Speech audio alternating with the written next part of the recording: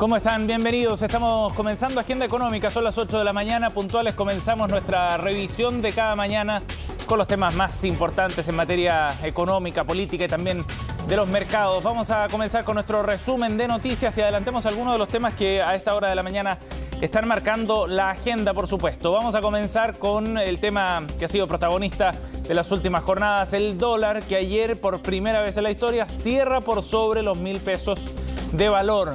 Lo había superado este rango en varias ocasiones durante las jornadas de transacciones previas, pero ayer el cierre en torno a los 1.018 pesos marca otro hito en esta carrera al alza que ha tenido la moneda norteamericana, que ha subido con muchísima fuerza en más de 100 pesos en menos de 40 días, y esto por distintos factores. El tema más importante probablemente es que los factores que están incidiendo en esta alza están muy presentes y se van reforzando además. Entre ellos, por ejemplo, y hablaremos de esto, el precio del cobre. En el día de hoy vamos a conversar en la entrevista sobre lo que está reflejando el precio de la moneda norteamericana en nuestro país. ¿Qué es lo que está de fondo? ¿Qué nos dice sobre la economía chilena? Pensando que el peso chileno ha sido la moneda más devaluada en el último tiempo. No la única, pero sí la que ha sufrido mayores consecuencias de esta tendencia a nivel internacional. También en materia política les contamos que el bono invierno, este apoyo que anunció el gobierno el día lunes, ya superó su primer trámite en el Congreso. Fue despachado desde la Comisión de Hacienda de la Cámara de Diputados, sin mayores cambios, salvo una extensión en el periodo de quienes pueden acceder al beneficio del postnatal extendido. Salvo esa modificación, que es relativamente menor, el proyecto sigue avanzando a pesar de las dudas que hay y la discusión abierta sobre el efecto que podría tener este instrumento, este bono de 120.000 pesos en la inflación. El gobierno insiste en que no existen mayores presiones por este lado. Ya les contaremos más detalles de la discusión para este proyecto que se revisa hoy día en la sala de la Cámara de Diputados. Y por otra parte, como les adelantábamos, el precio del cobre sigue con su tendencia a la baja, junto a otros precios de materias primas que también están en una línea parecida. En el caso del metal rojo, de nuestro principal producto de exportación, la caída se mantiene durante el día de hoy y se extiende ya hasta su menor nivel desde noviembre del año 2020. En 20 meses que no veíamos precios similares a estos. Claro, en ese momento el precio del cobre estaba al alza. Ahora la tendencia es completamente contraria y todo fundamentalmente por temores a una recesión a nivel global y a los efectos de la inflación que se están registrando a nivel internacional. Ya les contaremos más detalles también de lo que está ocurriendo en el mercado metalero. Y conversaremos también sobre el informe de finanzas públicas que entregó ayer el gobierno, que trae noticias bien interesantes. Por una parte, el Ejecutivo sube levemente su proyección de crecimiento para este año 2022, pero en la contracara, el próximo año será aún peor, de acuerdo a lo previsto por el gobierno. En comparación al anterior informe, hay una corrección a la baja. De hecho, el 2023 Chile tendría un escenario de recesión, de contracción económica, en lo que adelanta este informe de finanzas públicas. Hay otros datos bien relevantes y uno de ellos también tiene que ver con el déficit fiscal, que este año podría terminar en torno a cero, justo en el balance y en un escenario mucho mejor de lo previsto anteriormente. Ya estaremos revisando más información también sobre este tema. Por último, revisamos qué es lo que está ocurriendo con los mercados a esta hora de la mañana. En la siguiente gráfica veremos el detalle de las bolsas en Asia, en Europa. Algunas señales de lo que está ocurriendo a nivel internacional. Predominan números negativos, en todo caso, como un adelanto a nivel global. En Europa, por ejemplo, el Eurostoxx, índice que reúne a varios indicadores bursátiles europeos, cae cerca de 1 punto porcentual a esta hora. Londres lo hace en 0,7%. Más temprano el Hang Seng en Hong Kong también caía 0,22%, mientras que el Nikkei salva una excepción. En este caso hay una subida de 0,54%, bien leve en todo caso respecto al día previo. Ayer el IPSA tuvo una subida leve también de 0,01%. El Dow Jones en Estados Unidos cerró en terreno negativo. El Nasdaq, índice tecnológico de Wall Street, cayó casi 1%. Y como les contábamos, el dólar cerró en 1.018 pesos el día de ayer.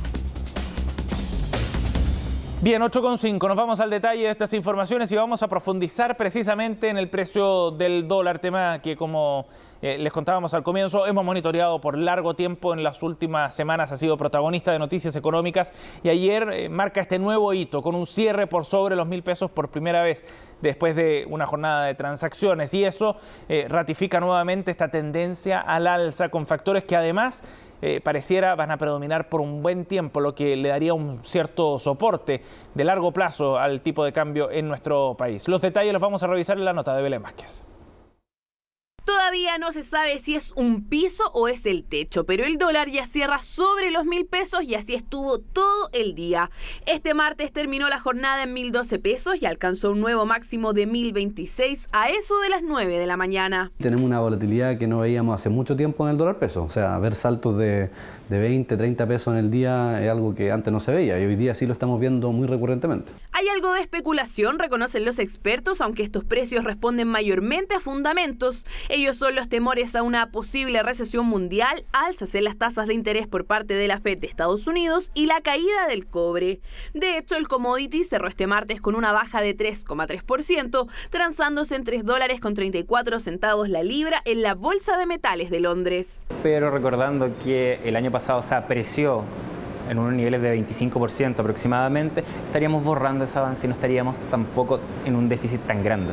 El dólar abrió la jornada al alza y por sobre los 1.000 pesos, dando cuenta que la intervención verbal del Banco Central no surtió los efectos esperados. Y las razones son variadas. Hay quienes creen que no se trató de una intervención propiamente tal, mientras que otros apuntan a que, como no existen razones para una intervención, la moneda respondió a los movimientos del mercado. Ellos lo que plantean es que no solamente tenemos la tradicional correlación entre precio del cobre y tipo de cambio o la paridad peso-dólar, sino que además eso está actuando sobre una cuenta corriente de balanza de pagos que está siendo particularmente deficitaria. Y es que el central podría intervenir en caso de que las razones que estén empujando al alza el dólar fueran especulativas, pero de hecho en su comunicado tampoco creen que sea así. El instituto emisor aseguró que el significativo déficit de cuenta corriente y una inflación alta, sumado a niveles de incertidumbre local, han aumentado la sensibilidad de la economía chilena a shocks externos. Tanto así que comparado con el dólar, el peso es la moneda con peor desempeño mundial en el último mes, la última semana y el último día. Nosotros, por el país que somos, ¿cierto? Por lo que éramos, no deberíamos estar en una condición de ser la peor moneda del mundo. Piensa que hace un mes y medio, menos de un mes, estábamos en 808 el dólar. Entonces tenemos una depreciación de más del 20% en esta moneda. ¿Cuándo sería efectiva una intervención? Es una pregunta aún sin respuesta. Algunos analistas creen que dependerá de si se llega a los 1.100 o 1.200 pesos, mientras que otros apuntan a que se debe hacer cuando realmente pueda servir, toda vez que si la Fed sigue subiendo sus tasas, el dólar seguirá al alza. Si bajase de los 1.000, podríamos empezar a ver un cambio de tendencia. Va a depender de cómo se maneja la inflación y cómo esté el alza de tasa en Estados Unidos. Si se sigue apoyando una alza de tasas más agresiva, el dólar va a seguir fortaleciéndose, por lo que podemos esperar 1.100 y 1.200 con mayor probabilidad. Los 1.000 pesos están lejos de ser el promedio, por ejemplo, del último mes o de los últimos 3 meses. Entonces sería normal que el peso hiciera algunos ajustes que probablemente oscilara bajo los 1.000 pesos para luego definir si es que sigue subiendo o no, pero en base principalmente a los factores externos. Además, por primera vez en 20 años, el euro alcanzó la paridad con el dólar, precisamente porque el Banco Central Europeo todavía no se pronuncia respecto a eventuales alzas en su tasa. Esto es algo que se ha venido acentuando a medida que el conflicto geopolítico escala. Ahora que esto esté pasando, significa que Europa se puede hacer más competitivo en términos de exportaciones, o sea, va a ser más barato comprar exportaciones europeas, pero también va a ser mucho más caro para Europa importar. En lo sucesivo, la divisa norteamericana seguirá al alza y no se prevén bajas mientras no disminuya la inflación. Eso sí, el mercado podría tener un respiro si el central chileno sube la tasa por encima de lo esperado este miércoles. Claro, y eso va a ocurrir el día de hoy. Se conocen los resultados de la reunión de política monetaria del Banco Central. Para agregar más información respecto a este escenario, ayer conocimos detalles de la encuesta de expectativas económicas.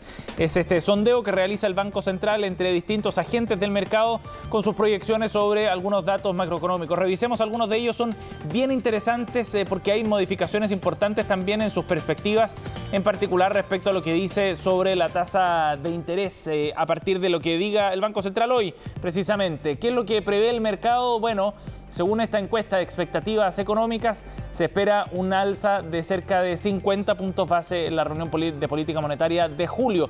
Llegaría a un 9,5% entonces la tasa, de acuerdo a este análisis, aunque en esta encuesta también hay algunos actores que más en el margen proyectan incluso un alza de hasta 100 puntos base, es decir, llevarla al 10% al día de hoy, en la reunión que concluye el día de hoy. En todo caso, en la encuesta de expectativas económicas ya se da por descontado que la siguiente reunión debería estar por sobre ese nivel, en torno al 10%, y se mantendría así hasta finales de año, porque también han cambiado las perspectivas que hay sobre la inflación. Revisemos qué dice esta encuesta de expectativas económicas, que es muy interesante porque finalmente le toma el pulso al mercado respecto a estos datos macroeconómicos y a sus expectativas. Y sobre eso trabaja también el Banco Central. En la proyección de inflación, según los actores del mercado, muestra que el IPC en el mes de julio debería estar en torno al 1% y luego en el IPC de agosto deberíamos ver un 0,8%. El acumulado a diciembre, esto es interesante, llega a un 11%, bien lejos de la meta que tiene el Banco Central, precisamente como meta inflacionaria, bordeando el 3%. Pero más interesante todavía es la perspectiva que tienen los actores de mercado hacia diciembre de 2023, ya con una mirada mucho más larga. Está en torno a un 5,1% según esta encuesta de expectativas económicas. ¿Y por qué es relevante? Porque el Banco Central también funciona en relación al anclaje de las expectativas de inflación, no solo lo que va a ocurrir en los próximos meses, su mirada está mucho más allá y le ha costado lograr anclar esas expectativas pensando ya, como decíamos, no solo en los meses siguientes, sino más allá de los 12 meses posteriores. Y eso es lo que veremos cómo trata de resolver el Banco Central en parte el día de hoy con esta nueva reunión de política monetaria. Bueno, sobre estos temas ha girado también la agenda del ministro de Hacienda, Mario Marcel, el expresidente del Banco Central, quien ayer entregó el informe de finanzas públicas. Y hay otras novedades bien interesantes en relación a este tema, que nos dan luces también sobre el escenario que se está viviendo desde el punto de vista macroeconómico. Por ejemplo, el Banco Central, el Ministerio de Hacienda, a través de este informe de finanzas públicas, hace un ajuste en sus perspectivas de crecimiento para este año. Y una de las razones tiene que ver con los cambios que hay en materia de consumo, de demanda interna. Esto fue lo que dijo el ministro Marcel respecto a este tema el día de ayer. Los saldos en cuenta corriente y cuentas vistas aumentaron mucho como producto de los retiros de fondos de pensiones. Lo que muestra este gráfico es que, al menos en el caso de las cuentas corrientes de personas, ese aumento se ha revertido completamente y en el caso de cuentas vistas, la reversión también es bastante significativa. Por lo tanto, la liquidez disponible para aumentar para financiar consumo ha ido desapareciendo y todo eso apunta, ¿cierto?, a un tercer trimestre que en términos de gasto y de consumo va a ser considerablemente más débil. Bueno, y este dato es bien interesante porque el consumo ha sido uno de los motores de la actividad económica en el último tiempo. Por lo tanto, si es que empieza a disminuir esa capacidad de consumo, se debería ir enfriando ya definitivamente la economía hacia el tercer trimestre, decía el ministro Marcel. Este fue uno de los análisis que surgió a través de este informe de finanzas públicas.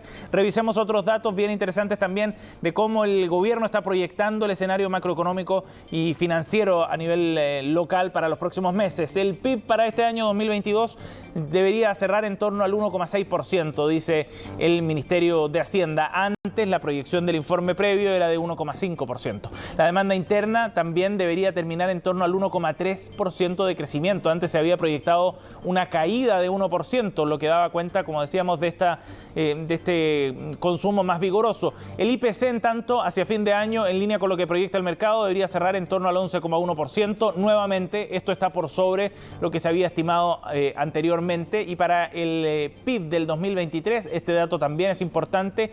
Ahora el Banco Central, el Ministerio de Hacienda está haciendo una proyección probablemente más realista, así lo ha interpretado el mercado. 0,1% de caída para la economía el próximo año. Eso es lo que está augurando entonces el Ministerio de Hacienda y de alguna manera cambia también la agenda quizás del Ministerio desde el punto de vista de la prioridad que empieza a tomar este tema, el de recuperar la actividad económica pensando ya en el próximo año. Revisemos otros datos de lo que dejó este informe de finanzas públicas, porque también hay algunos aspectos sobre los déficits del balance público bien importantes que vale la pena destacar. El déficit estructural para este año debería cerrar en torno a un 1,3%, y este es un dato mejor a lo que se había estimado inicialmente. Para el próximo año debería ir cerrando en torno a un 2,6% y posteriormente tratando de converger en los próximos 4 años hacia un déficit estructural cercano a cero. Destacaba el ministro Marcel, eso sí, que este año, dado ciertas condiciones particulares, por ejemplo, una mejor recaudación de la operación renta, el déficit para fin de año debería estar más cercano a cero, de acuerdo a lo que calcula el Ministerio de Hacienda, y esa es una buena noticia. Las cuentas, en definitiva, para este año van a estar más ordenadas de lo que terminaron en un excepcional año 2021 post-pandemia. Bien, nos vamos rápidamente a revisar lo que está ocurriendo entonces con el precio del cobre. Algo les adelantamos en nuestros titulares, ha ido cayendo con fuerza y se ratifica esa tendencia durante las primeras horas de transacciones de este día miércoles. El valor del metal rojo está por debajo de los $3.27 la libra, su nivel más bajo desde noviembre del año 2020. Este es un dato muy relevante por varias razones. Primero, porque se va ratificando esta tendencia a la baja que se había manifestado ya en las últimas semanas. De hecho, Goldman Sachs, por ejemplo, que había sido uno de los más optimistas respecto al boom que se estaba viendo en torno al precio del cobre y había proyectado precios por sobre los $5 para los próximos meses, en un informe publicado ayer decía que efectivamente el precio del metal rojo estaba ahora en una tendencia descendente bien clara, que se alejaba de esos precios récords y que además esto estaba augurando ya algún tipo de temor a una recesión a nivel global, como un indicador bien claro en esa materia. Y esto es un indicador de alerta pensando en el efecto que tiene el precio del cobre en el tipo de cambio acá en Chile, en el precio del dólar, y por otra parte también desde el punto de vista de los ingresos fiscales, si es que esta tendencia evidentemente se extiende por más tiempo. En línea en todo caso con otros commodities como el precio del petróleo, que también rompió la barrera de los $100 a la baja. El precio del cobre entonces ratifica esta tendencia de caída para el principal producto de exportación chileno. 8:17, nos vamos a la pausa, volvemos de inmediato con más de Agenda Económica.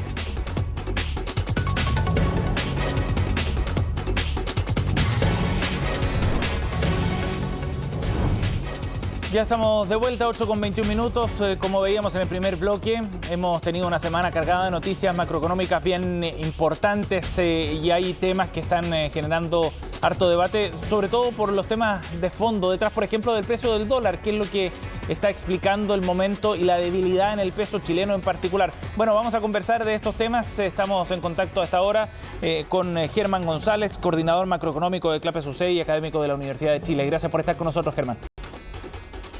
Muchas gracias por la invitación, Sebastián. Muy buenos días. Buenos días, bienvenido.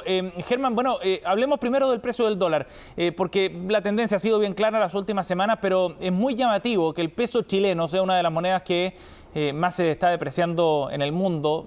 Ayer fue la que tuvo la mayor caída, de hecho, y el precio del dólar siga esta tendencia tan clara en comparación a otros países que quizás pueden tener una estructura económica más o menos parecida y por eso estar expuestos también a una caída similar. ¿Qué es lo que está pasando? ¿Qué está de fondo detrás de esta caída del dólar, más allá de algunos factores circunstanciales o diarios, Germán?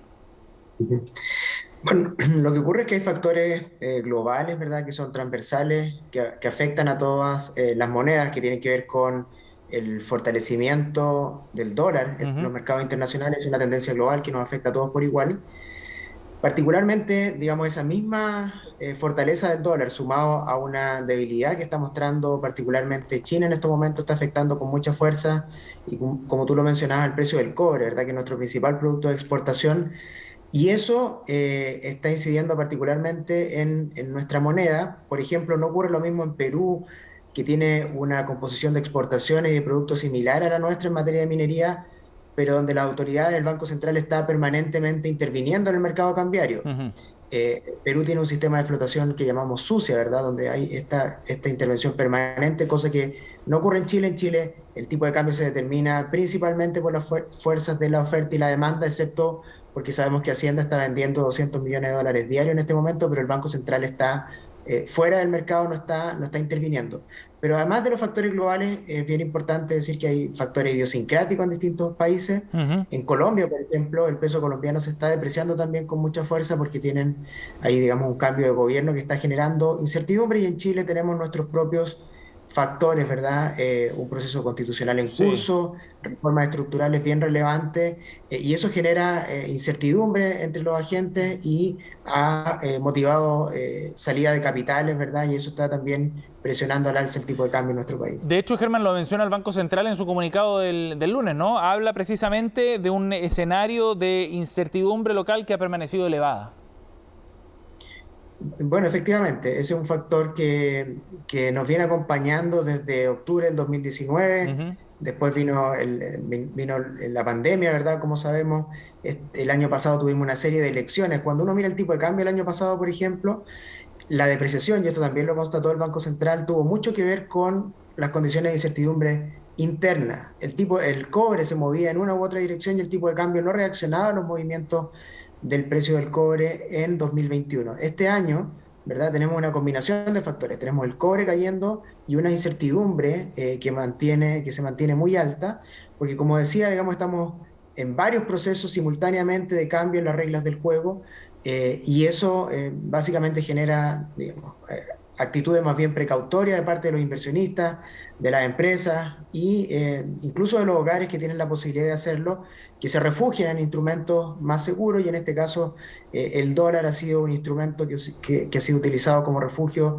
en este escenario. Ajá. ¿Y eso significa que Chile está hoy día más expuesto quizás a estos efectos internacionales y a estas fuerzas internacionales que podrían explicar, por ejemplo, esta alza del precio del dólar? ¿Hoy día estamos en una posición quizás más debilitada en ese sentido, Germán? Yo diría que sí. Si uno mira, por ejemplo, desde el punto de vista fiscal, en los últimos años ha ido aumentando el componente de deuda extranjera, porque, digamos, los gobiernos han ido aprovechando las condiciones financieras internacionales, pero eso ha llevado a aumentar la exposición a moneda extranjera en la deuda, y también hemos ido usando los ahorros durante las pasadas crisis, y por lo tanto hoy día estamos en una situación efectivamente, digamos, menos robusta. Tenemos capacidad de respuesta, eso creo que es bien importante señalarlo, pero ciertamente estamos con una fortaleza, al menos desde el punto de vista fiscal, que es menor que la que teníamos en el pasado para enfrentar shocks adversos. Ajá. Y en ese sentido, Germán, ¿eso es posible de corregir en el corto plazo, digamos, un escenario de ese tipo? Te lo pregunto porque finalmente si ese tipo de factores empiezan a transformarse ya en una base, en una plataforma, bueno, podríamos ver tendencias quizás más profundas en lo que está ocurriendo en estos días. A ver, yo creo que es bien importante que se ajusten los desequilibrios que se generaron el año pasado. Esto es algo que también menciona el Banco Central. En 2021 en nuestra economía hubo un exceso de gasto muy significativo, que eso en la práctica se tradujo en un aumento del déficit en cuenta corriente, que es el indicador que se usa para medir el exceso de gasto. Y este año estamos, digamos, como país en un proceso de ajuste. El Banco Central está subiendo las tasas de interés, el gobierno está recortando el gasto público, ¿verdad? Y a pesar de que hay algunos anuncios que aumentan el gasto en el margen, este año deberíamos tener, de acuerdo a las últimas cifras que mostró Hacienda, una caída del gasto del orden de 24%. Y por lo tanto, materializar ese ajuste es importante, ¿verdad?, para contener la dinámica de la deuda y depender menos, ¿verdad?, de las condiciones externas. Pero el país hoy día tiene un nivel de deuda mayor que el que tenía previo a la crisis, tiene una mayor exposición a moneda extranjera, y eso básicamente nos hace más vulnerables. Lo que hay que evitar es que esa vulnerabilidad siga aumentando, ¿verdad?, y reducir esa dependencia que estamos generando adicional respecto del resto del mundo. Sí, y en ese sentido, Germán, hay señales de que se está ordenando un poco más el naipe después del año 2020 y 2021, que fueron bien excepcionales. ¿Hay algunas señales de eso en el informe de finanzas públicas, por ejemplo, en este déficit más cercano o este balance más cercano a cero hacia fin de año que resaltaba ayer el ministro Mario Marcel? Sí, ahora, digamos, ese menor déficit fiscal tiene mucho que ver con la operación renta, y con la mayor recaudación del primer semestre del año, que son efectos que vienen, digamos, del desempeño de la economía del año pasado. O sea, la operación renta tiene mucho más que ver con el desempeño del 2021 que con el de este año. Y por otro lado, ¿verdad? La mayor recaudación por IVA, por ejemplo, responde a que al impulso que trae la economía, especialmente por el lado del consumo desde el 2021. Entonces, digamos, las mejores cifras fiscales son bienvenidas, especialmente bienvenido que no se gasten estos ingresos que sabemos que no son permanentes, pero básicamente no reflejan un cambio estructural en la economía chilena y hay que estar muy atento a cómo viene en los próximos meses, porque sabemos que las cifras de actividad van a venir peores. Hemos visto cómo ha caído el precio del cobre de manera muy significativa, que es una fuente de ingresos importante y por lo tanto, digamos, hay que tener cuidado con no extrapolar estos resultados que tienen mucho más que ver con el 2021 y la tendencia que quedó para este año y no necesariamente son proyectables hacia adelante. Buen punto. Germán, muchas gracias por conversar con nosotros esta mañana, muy amable. Gracias a ustedes por la invitación, muy buenos días. 8:29.